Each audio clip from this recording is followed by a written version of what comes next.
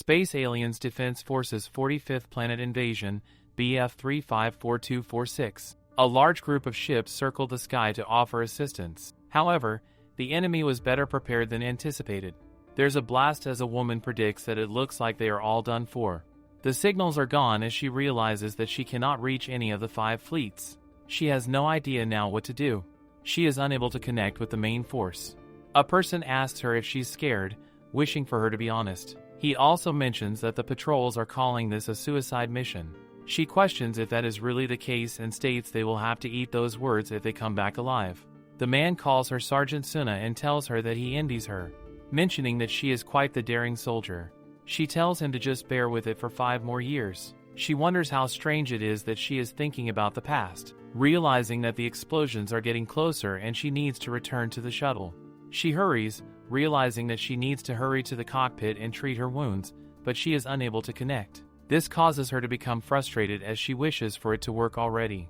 This identification is complete as she is welcomed inside. Due to the signal, she is unable to connect. Right then on the screen a notification appears that there is an incoming message. She is glad that finally the fleet signals are working. As she opens the notification, it is a notice from Space Alliance Defense Force that her loan is overdue. She is dumbfounded as she feels teary thinking if they are for real. Not only she's unable to contact the fleet, but she also got a message telling her to pay back her loan. She begins to cough up blood as she curses those space alliances. She collapses on the ground as she notices light. She remembers the words earlier that the man envies her. She knows that she was just acting tough and did not think that her last moments would be this aggravating. She wonders if this is how she is going to die, but she cannot stop thinking about the light, realizing that it is surprisingly bright and warm. She closes her eyes as the light shines through her. Meanwhile, in the Rathlon Empire, which is also known as Death Valley, it is raining heavily.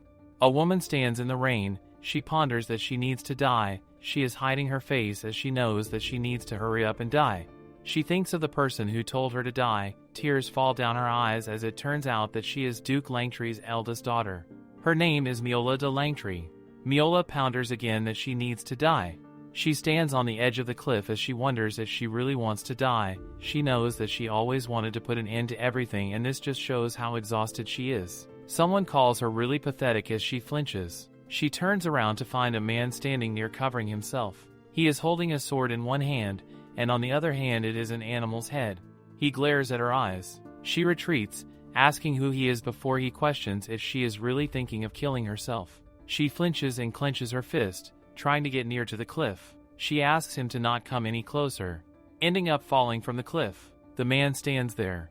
As he stares, the light shines. He becomes surprised as he questions it is a light beam. He put the animal's head down and tosses it off the cliff as well. He notices there is no light beam as he thinks there was nothing right. He wonders what was that light then? He suddenly twitches as he notices the woman's hand. He ponders that, surprisingly, the woman had survived. It was an incantation, an unavoidable and suffocating death trap. Sweet smells and whispers that assured peace, but once caught, one would be unable to escape. A girl mumbles die as the man asks her to be quiet. She again tells to hurry up and die. In the Rathlon Empire Academy, the headmaster, William, questions if the princess had disappeared. He is told that there's a possibility she might have been kidnapped. He commands them to send the men out to search for her quickly. He begins to write a letter, realizing they need to let everyone know about it. In the mansion, the Duchess Langtry questions if Miola is missing. Her expression is filled with anxiety. She begins to tremble as she orders to prepare the carriage, realizing that she needs to go to the academy herself. The carriage is prepared as she ponders just what on earth happened to Miola. The people begin to converse about it, stating that it seems like it is true that the princess has gone missing. He mentions just a few days ago she heard there was a commotion in regards to House Langtry's successor, causing her to wonder if this has to do with that. They are aware that no one knows for sure. They cannot believe that the princess went missing after being chosen as the next successor, finding it all very strange. No one knew her whereabouts on the day she went missing. Rumors say that she might have been kidnapped. The Duchess tells Uriana to not cry, telling her that Miola will be fine. She continues to cry, questioning what they should do. The Duchess remains quiet before she calls out to her and asks her if she knows by any chance if Miola had been meeting with someone recently. Uriana states that the last time she saw her was at the banquet hall that day. She tells the Duchess that even she knows that Miola has not been going out to meet people. The Duchess tells her that she knows that Miola is not someone who would go out like that, but it frustrates her that no one has seen her. She becomes really worried, thinking if something really bad happened to Miola. She begins to cry and mentions that she is very worried. The Duchess tells her to be calm, stating that she is sure that Miola is safe, mentioning that it seems like she'll have to speak with the headmaster tomorrow. He kisses her forehead and mentions that she should rest for today as it won't be good for her to keep crying. The Duchess puts her to sleep and gets out of the room. Right then, Uriana opens her eyes and rises up. She lights up the candle and begins to write something. She smirks and mentions that finally everything is falling back into place. She's really glad that she cannot feel Miola's presence. She knows that there is no doubt that she's dead, and she knows that for sure. Realizing that she cannot believe the spell actually worked. Finding that person really amazing who gave it to her. Thinking that she was going to be the successor, as she calls Miola's hideous. She declares herself as the next Duchess of Langtree. She finds that down very beautiful. On the other hand, a man is sweating as he is shocked. The man from earlier brings her Miola's to his place. The attendant is shocked as he questions if she is dead. He responds that she is not dead, but alive. The attendant finds it a relief and questions why did he bring her here. Judging from her clothes, she seems to be from a noble family. He looks at her face as he flinches, noticing the burn scar. He tells the attendant that it is none of his concern. The attendant replies it is true, but it is just weird seeing a woman with him. He ponders that sudden beam of light was indeed strange, but what he finds strange is that she survived. He wonders if it could be magic from ancient times. But he knows that however magic and sorcery are almost non-existent now, and he does not believe in the existence of a god. He stares deeply in her as he is aware that this woman has got something. The attendant is also curious as he calls out to him, questioning if he is curious, why doesn't he just ask for himself, stating that he is planning on doing the same. Both of them have fixed their eyes on her as she continues to sleep. They realize that she is not waking up. Locke tells him that they should leave her. He is sure that she will wake up on her own and they need to get to the top of the mountain Lala today. He realizes that it cannot be helped and decides to leave with him. She is sleeping as in her sleep. A person tells her that he thinks she is mistaken. She tells him that she was told that Count Jade's son would be holding a birthday party here. He tells her there is no such appointments and apologizes to her. She remembers he clearly told her to come to his birthday party and it is tomorrow afternoon at the White Garden. She flinches as tears drops on her eyes. She is aware they fooled her again. She bet that they're all laughing at her. She realizes that she has become a laughingstock. She cannot stop crying, questioning why does this always happen to her. She begins to wonder if this is because of her scar. Right there, she passes by Suna. Suna was certain that she'd die, so then she wonders, why is she here, dwelling on the past of some stranger? A life of despair, wrath, shame, humiliation, and isolation. She can see and feel her miserable life and trivial death. She's aware that her name is Miola de Langtree. Her eyes open right there as she glances around. She wonders where is she as she rises from the bed, realizing that she feels dizzy. She looks at her appearance and begins to scream as well as touch herself. She looks in the mirror and then realizes it is the girl who appeared in her dreams. It turns out that Suna has got in her body. She begins to question just what exactly is going on and if she is still dreaming. She knows that she would not be feeling hungry if this were a dream. Her eyes fall on the food that is being prepared. She nearly traps before she takes control, knowing that nearly scared her. She decides to just take a bite as she tastes it, finding it really delicious. She notices that the sun is up and supposes this is not a dream after all. Worry settles in her as she knows there is no idea what is going on and wonders what does she do now. She hears a voice from the other side of the door as she wonders if that is the house owner and decides to act as if she's sleeping. They arrive back and stepped inside the house. Locke sees that she has not woken up yet.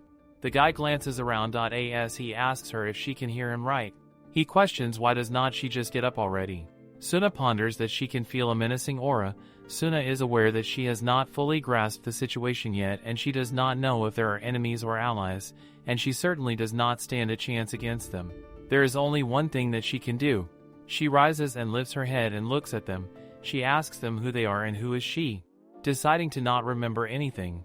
Both of them are dumbfounded as they stare at her. He asks her if she's telling them that she does not remember a thing. He asks her if she does not even remember her name as she nods. Or even what happened last night. She continues to nod, acting as if she does not remember anything. He introduces himself as Murdoch and the other one as Locke. He tells her since she does not remember her name, they will call her Miss No Name for now. She wonders if they really mean that. He wants to begin by reminding her that he is her savior. They give her a meal and tell her to rest for today as they have to go to the valley tomorrow. She questions why, as he mentions there is something he needs to confirm. She asks him what would that be. He told her that they need to check the place where she jumped. She suddenly gasps, thinking if they really have to. The morning begins as she is tired as hell, realizing that she stayed up all night. Locke tells her that it is time to wake up as they need to get going. He gives her the breakfast and tells her to eat it and put on the dress. Mentioning that the master has already left, she thanks him as he tells her that they need to hurry so she should please eat quickly. She ignores him and ponders that this soup tastes so good. He tells her to please hurry again as they have to go now. She continues to drink it slowly before he again asks her. As they embark on the journey, she asks him to have mercy and walk slower. She places her hand on his shoulder and wonders what is wrong with this body, as she is already out of breath. Thinking if this girl never exercised. She knows that she's done for. She asks him where exactly is his master and if he is sure this is the right way. She notices something as she finds him. She looks at him and halts, questioning why is he like that. It is scaring her. She also wonders why he is always carrying a wolf head. She tells Locke that it seems like he really likes wolf heads. He smiles and tells her that those are Kravitz. They are a hybrid of a wolf and a monster, and they are worth a lot of money. That's a good way to earn some extra cash. She thinks that these men are somewhat dangerous, aren't they? Murdoch tells them that they are late and asks them to follow him. Asks them if they can take a break, but they ignore her and step away. She at least wishes for them to wait for her. They reach the place, as she shivers, finding it really cold, realizing that she is almost at her limit. He tells her this is where he found her and asks her if she can remember anything. She tells him that she does not think so. He asks if she did not see some sort of light beam. She questions what is he saying as he asks if she doesn't even know how she survived. She nods. She wonders if she really survived a fall from that height. Something shines as her attention turns towards it. She picks up as she notices this is that new material the Space Alliance Defense Force kept bragging about. She wonders why is this here. She glances around before she is shocked as she realizes that it is him on the tree. His body is there as he cannot believe that he is dead. They also notice that person as it seems like the core, but finding his clothes to look strange. Murdoch looks at her expression before he looks back to the corpse. She globes and notices the signal for the emergency module, finding it good that no one has noticed it yet, realizing that the fact that the Ark sent a signal means that the phase shift shuttle Reverve is somewhere on this planet, and that she has to find it. They mention that despite being a corpse, she still looks full of life, and he is hearing some weird noises coming from her too. She tells herself to come down and act like she knows nothing. She mentions it is a strange corpse. She looks at Murdoch as he stares at her. He asks her if she really does not remember anything. She tells him surprisingly she does not. He continues to stare at her. She tells him if he is wondering how she was able to survive, then she swears that she does not know. She glares at him too, pondering that he should bring it on. He tells her it looks like she's telling the truth. She tells Locke to stop and get over here.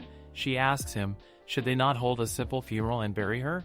She also tells them that as the only woman here, she will search her body for whatever she may have been carrying and ask them to step aside. They tell her okay, but ask her to do it quickly. She looks at her body as she is filled with sadness. He looks at the Arc bracelet and the Decker EMP rifle. She wonders that the fact that there's a corpse definitely means that the shuttle is somewhere around here. She knows in order to retrieve them later, she should hide the Arc and the Decker within the upper part of the grave. She kneels down and checks the life support device, realizing that it is completely broken. She knows that she will have to deactivate it manually and find it really troublesome. After they are done burying her, they pray for her. She looks at Locke, noticing that he is so kind to even pray for him, questions if they should go back. They begin to leave as she looks at her grave. She decides to snap a leaf and mark it with this and retreat for the cabin for now, then later come back and get everything. She looks at the sky and thinks that she guesses she won't be able to sleep well tonight either. As they are back, she is trying to sleep, but she groans, unable to sleep properly, and gets a jump scare. Locke also gets shocked looking at her. The wolf's head falls as she wishes him a good morning. He tells her it is still dawn. She looks at the animal's face and ponders that she cannot get used to its face. The door creaks open as Murdoch is back. She wishes him a good morning before she corrects it to a good dawn. She wonders what this guy does all day.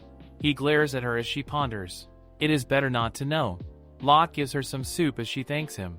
She drinks it as she ponders. She will need to pretend as if she is the owner of this body for now, but she wonders what should she do. Murdoch wipes his sword as she thinks that she needs to make a decision. Steps away before she calls out to them and tells them to wait. They look at her questioning what is it as she mentions there's something she needs to tell them both. She tells them this may seem sudden, but her memories have returned, causing both of them to be confused, thinking what? He asks her if she is saying that she suddenly remembers everything. He then asks her what is her name then. She responds that her name is Miola de Langtry. He mentions that she comes from a very famous noble family. However, she says that her memories returned, but she doesn't know how she survived. He asks her why did she try to kill herself. She has no idea how to respond to that as she tells him that she's asking herself the same exact question. Why did she kill herself? She wonders what exactly happened. Was she hypnotized? She just knows that something caused her that. As if she was actually killed. After a while, he is told that everything is prepared and they should get going now. She asks him to wait a moment and questions if she can ask him for a favor. She tells him that she thinks it will probably be best as if she faked amnesia when she returns home, so he should please keep her memories a secret. He thinks about it before he tells her. It is as if she is saying her very existence may put someone in a tough spot. She flinches and she realizes this man is sharp. She agrees to that. He asks her if she's asking him to cooperate with her little plan. She responds that it is not a cooperation, but rather a request for help. He stares at her and tells her he will help her out, but in return she will have to pay him back. She seems a bit sad as she tells him all right and thinks if there's anything in life that is free. She picks outside the window, realizing that is a lot of stuff they're carrying, and she guesses they will be back late. She thinks that she should start heading out herself, too. She goes to find her grave. As she pants, she realizes it was somewhere here. She notices Light Assembly becomes shocked. She notices the grave is not in its good shape, causing her to get worried. She checks if the Ark is still there as she finds it. She connected as she knows she'll have to first use the Ark to locate the shuttle. She glances around, looking for the Decker. It is missing as she begins to sweat, but she decides to just stay calm as she definitely put it beside the Ark. She did the grave. She notices the footprints, but she knows there is no way a wild animal would eat a metallic object. She suddenly is shocked. She gets the notification that it is unable to locate the shuttle. She is in despair, wishing for all of this to be a dream. She is aware that not only have she lost the Decker, but she cannot find the shuttle as well.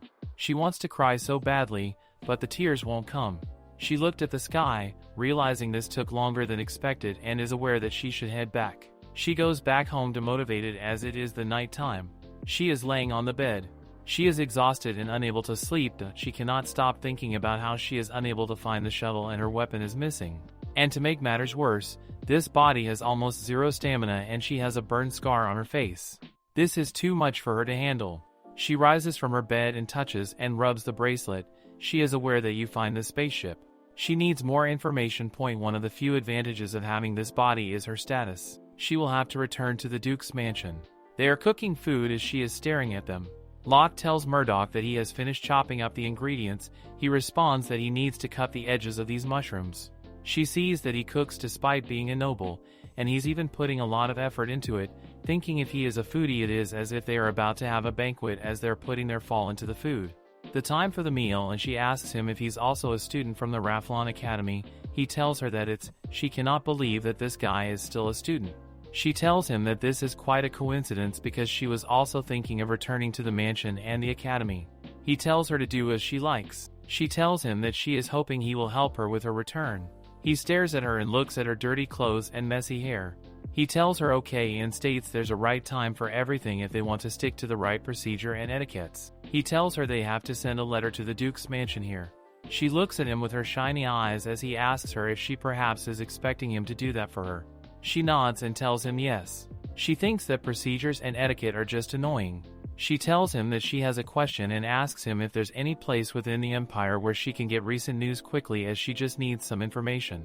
He asks her why she is asking as she tells him that she just needs some information.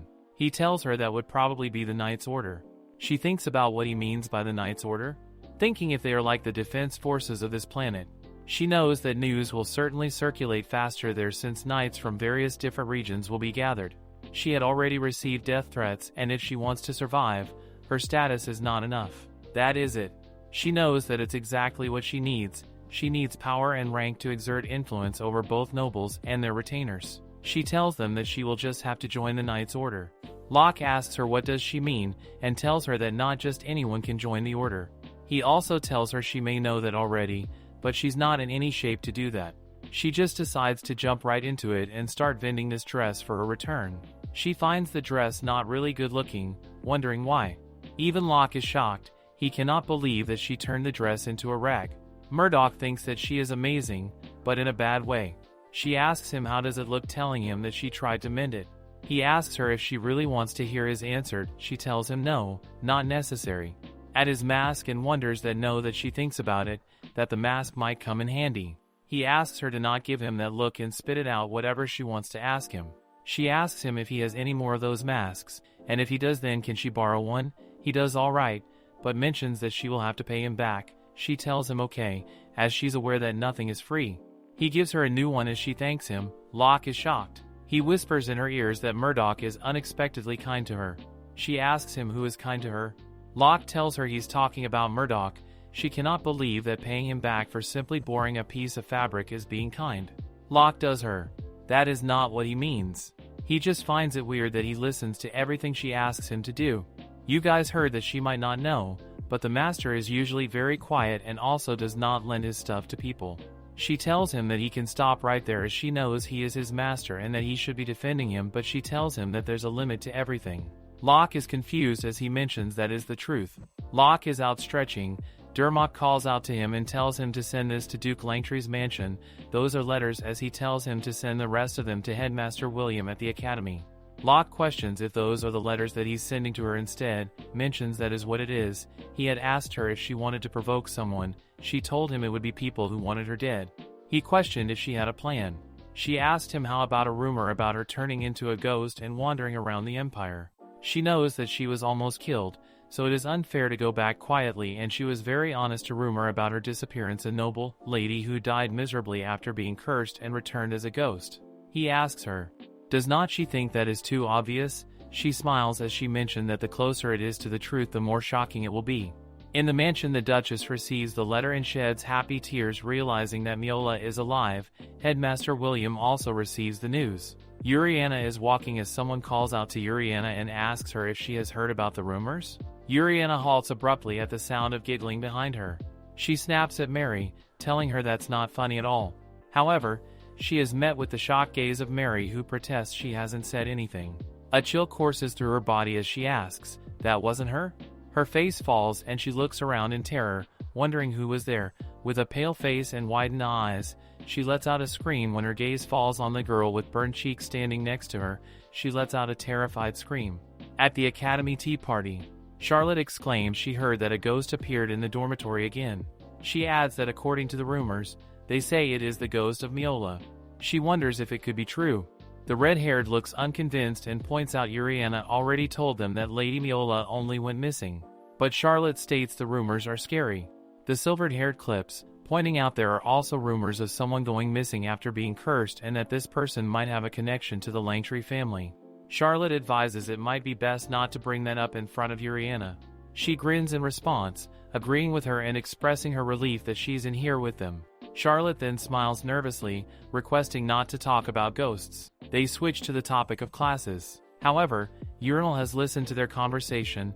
She grits her teeth thinking about their conversation and realizes she needs to do something about these rumors. Otherwise she will be in trouble at this rate and she needs that person's help. She clenches her trembling fist, thinking the rumors regarding Miola are strangely close to the truth and it is giving her goosebumps. Miola asks him so he already sent a letter to the Langtry mansion informing them about her survival. He beams at her, telling her it was him who sent the letter. She smiles nervously as she questions so all this was in order to stick to the procedures and etiquette? Miola adds, looking at the mansion in front of her, including this home mansion? He states well he bought this while traveling back and forth and considering House Langtry's status, it's best if the letter came from a reliable source because lies based on truth are the most plausible. After a pause, he adds that since he has also obtained a title, she needs to call him Baron Dernbrook when they're in front of others. She thinks to herself, he's unnecessarily meticulous. She darts a glance at his direction and further thinks on top of that, he's also quite the go-getter. He stares at the clear sky and predicts it will rain soon. Confused, she points out the sky looks clear to her. In response, he just tells her to go back inside. However, she protests, pointing out it seems like nice weather for a walk. She will just look around here for a while. She turns, going into the direction of the forest. He just stares at her departing figure with his blue eyes. After that, he grabs the woods and goes back to the mansion. The black clouds are taking over in the sky. Miola steps deeper into the forest, thinking she should go where there's no people. She looks around and murmurs. No one seems to be around. Now would be the best time to activate the arc. She initiates a synchronization with a flash. Investigation is approved. Kneeling down, she picks up something, wondering what is this. The scan completes and the screen informs her this area is full of anthracite. She wonders if they failed to set it on fire because of its high ignition temperature. She decides to see and believes they called this dark rubbish on this planet. After pondering for a while, an idea lights up in her mind. She decides she should stock up on anthracite to keep her from boredom. She smiles to herself, believing herself to be smart and foolishly thinking, what if she really ends up getting rich like this? At that moment, the sky rumbles, drawing her attention. She looks up. Just as the first drop falls on her nose, she murmurs, "No way." Suddenly, a torrential downpour begins. She gasps, remarking it's actually raining before correcting herself. Not, it is pouring. There is a pin-drop silence in the living room, broken only by the crackle of the burning wood and the rain tapping at the window. He sits on the sofa, suddenly smirking to himself and remarking, "Honestly, this is just hilarious." Meanwhile, she rushes back to the mansion, water splashing around her. It feels as though someone is pelting her with water. She finally staggers into the mansion, shivering and murmuring, "She is so cold." When she bursts into the living room, he looks up and stares at her. He looks away and murmurs she came earlier than he expected. She accuses him, saying he should have said something to stop her from staying out. Unbothered, he questions, would she have listened? That shuts her up as she thinks to herself, no, probably not. Miola places her trembling body in front of the fire, but she still shivers. She darts a glance his way and remarks, he seems busy. He lets her know he's making up a story for Duchess Langtree so that she can believe that she has amnesia.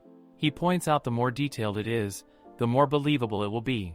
She agrees that it's true, but before she can add something else, she starts sneezing again. He rises from his seat while murmuring seriously, she's incredibly troublesome. But he still places new woods in the fire. He also tosses a towel at her to dry herself with. Her gaze then lands on a bottle. She asks, is that liquor? She raises her hand to reach her, thinking whether she should warm herself with it. However, her hand flinches and stops midway when a voice booms, don't touch that. She asks him, how much is it? He reminds her that she could die if she drinks alcohol in her current condition. Besides, he points out, it's very expensive. She scratches the back of her ear nervously as she exclaims, oh wow, really? While admitting to herself she's embarrassed. When she sneezes again, he suggests how about she go to sleep? She presses her hand against her forehead, realizing now that she thinks about it, it feels like her head is burning and her shoulders are shaking. Suddenly her eyes become droopy and she feels dizzy, causing her to wonder why the floor looks so close. But just as she loses consciousness and starts to fall, he catches her by the waist. He sighs deeply, looking down at her. At that moment, the door bursts open. Another man enters, his mouth dropping in shock as he asks, what's going on?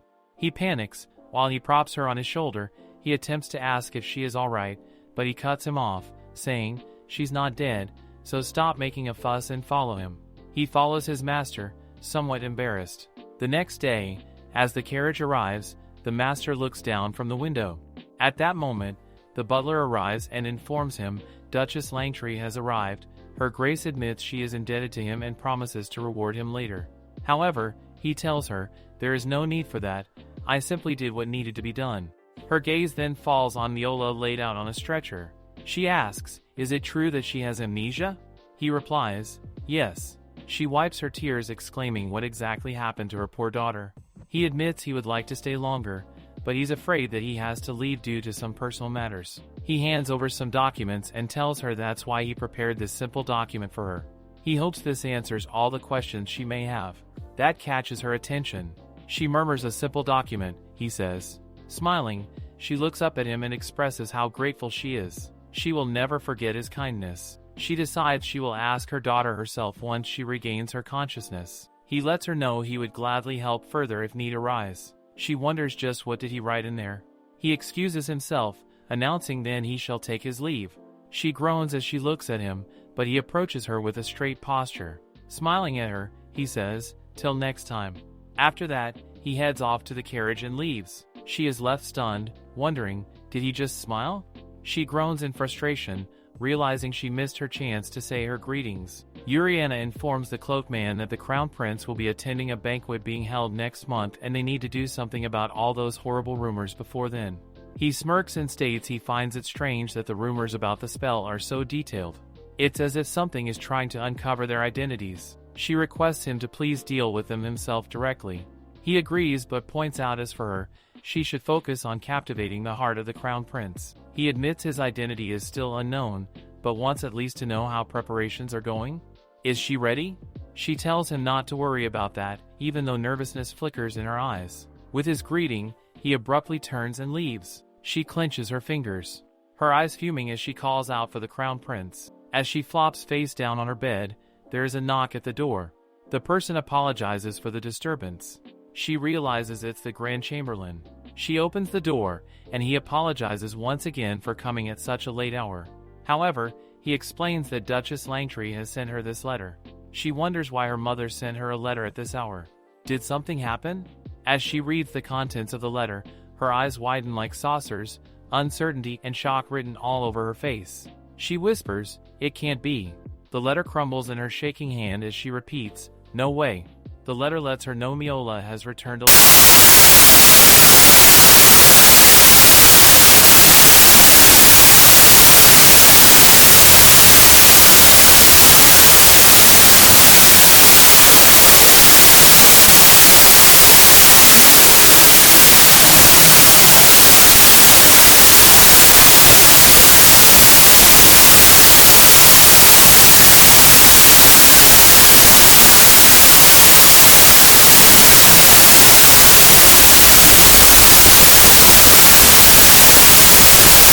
She exclaims. She has got to agree with those Alliance men.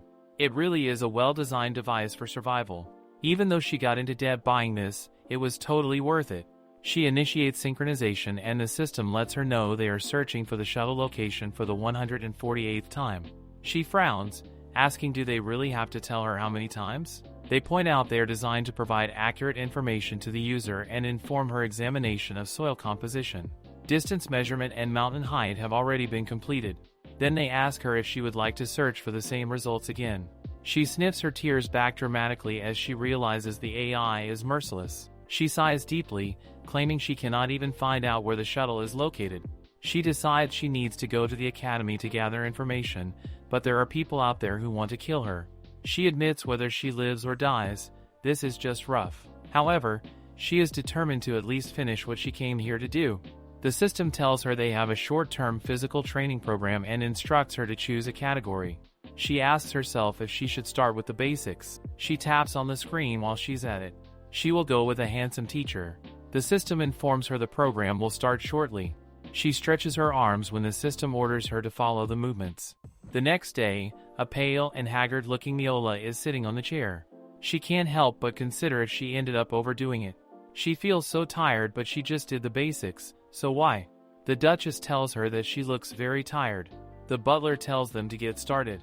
He shows her the portrait and tells her this is a portrait from when she was younger, asking her if it triggers any memories. She tells him that surprisingly, it does not, and she is unable to remember anything.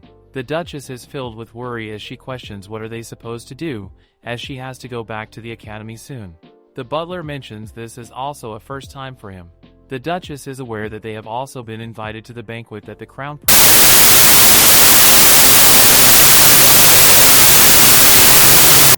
The Duchess grabs her hands and asks her to not worry as she will make her look more beautiful than anyone else.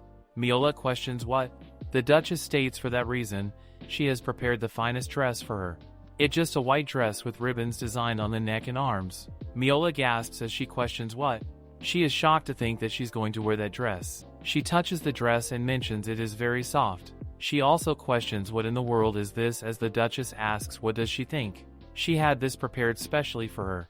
She gulps and asks the Duchess if she really wants her to wear this. The Duchess responds that she also paid special attention to the jewels that adorn the dress. She looks at all the shrines of the dress and mentions that she can tell that. She ponders that it is dazzling, like it is strung together with desires. The Richest places her hand on her face and tells her it has been a while since she has attended a banquet, and this means so much, thus she must wear that dress. Miola retreats. She takes another look at the dress as she begins to stare and wonders if that will suit her. She is aware that this dress would look better on someone who had rich golden hair, emerald eyes, and a beautiful face. She then ponders whatever who cares about that and tells herself that she can do this. She's gone, suddenly shocked as she realizes it means that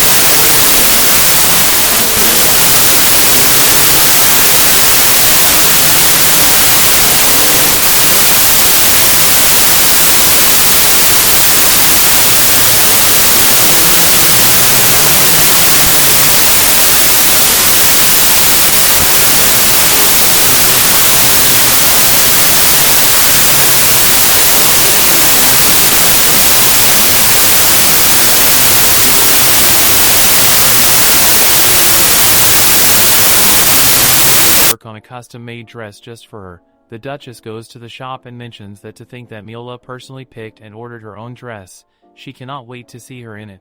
It is time for her to come now, as the Duchess mentions that she worked so hard on it that she is sure it will definitely look great on her, and that maid is also excited to see it. She steps inside the room as both the Duchess and the maid are shocked. They wonder, are not those work clothes? Miola wonders what is wrong with this atmosphere, thinking if she spent too much money or something. She thinks maybe she should not have added the leather. Miola is nervous as she mentions that she knows this dress looks way fancier than they imagined. This shivers and ponders that it is not fancy at all. The attendant also tells her that if she would allow him when he would like to share his own opinion. He states that it is an amazing work outfit for a woman and she has made an excellent choice. She responds yes, the leather's vivid texture and luster is amazing, and the imprinted patterns were done by a master artisan. He thinks that it is impossible that a noble lady would be so familiar with leather. She tells him that he has a very good eye. She also states that the borders of the leather looks natural, as if they were one whole piece, and not to mention the outer cover is also sturdy. Making clothes with soft textures and elasticity must be some kind of know-how that only this job is. He tells her it is an honor to be acknowledged by her. He also mentions he has also brought the glasses she ordered. She wears the glasses and shows it to the Duchess and the maid, questioning how does she look and if it suits her. They both are more shocked now as they ponder not at all and wish for her to put those glasses away. The Duchess feels so terrible for her. The maid also wonders how she can be so happy in this sort of situation. Miola, it seems, pretty happy as she spins around stating that she can see clearly thanks to these glasses. The Duchess and the maid are dumbfounded. They wonder who would have thought that amnesia would be such a frightening illness, as the Duchess devoted herself to taking care of her daughter before she would have to return to the academy. Uriana crumbles the paper and tosses it away as she questions if Miola has amnesia. She wonders if that is really true. Friends left to study abroad at a young age. The only ones who know who he is are the Emperor and the Empress, and they must win the favor of the Crown Prince. She's aware this is not the time to worry about someone like Miola. She wishes for Miola to wait and see, as she thinks that she is the one who will become the Crown Princess. It is night time as Miola is doing yoga. She inhales and takes a deep breath and then slowly exhales. Her meditation has come to an end as she then consumes water. She then looks at herself as she realizes she is kind of curious about what did this face look like before this scar. She is aware that she has no memory of it and thinks if she got burnt when she was really young. If that is the reason that she is unable to remember. She tells the scanner to scan her face. After the scanning is complete, she tells it to show her an image of herself without this scar. The image is restored as she looks at her face. It asks her if she would like to change the beauty mode. She tells it no, as she looks pretty great without a filter. She knows that she is not the most dazzling, but she is beautiful, and it is too bad that she had to leave her entire life with this untreated burn scar. She glances around and thinks that this planet is too far behind in many ways, especially in medicine. But the energy they give off is very different. She wonders how does she explain it. She really likes the natural energy that these people have. Since they are already on the subject, she remembers there was that guy too. As he jumped right there and she questioned if he is just enduring the pain, he asked her what is she talking about. As she told him that he jumped from there that is pretty high, and he told her it is easy and if she wants to try. She thinks that looking back, that man was almost Superman. She thinks everything but this body has so much vigor, and on top of that she wants to heal this burn scar no matter what. But that is not going to happen until she finds the shuttle, and she knows it is already time to exercise. In the end, she has to go to the academy if she wants information. She thinks about the tedious attention and the tedious banquet, as well as the person trying to kill her. The maid knocks on her door and asks her if she's sleeping. She opens the door slightly and asks to pardon the intrusion. She is shocked as she finds Miola panting. She panics and asks her if she's okay. Miola gives her a thumbs up and tells her she is good. The maid also raises her thumb as she thinks about it. She ponders that she now does not pass out after an intense workout and thinks that at least she will be able to use this useless body.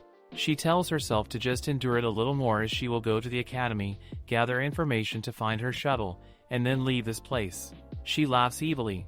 The maid trembles as she is shocked. After witnessing her abnormal condition, Rose could see what terrible symptoms accompany amnesia.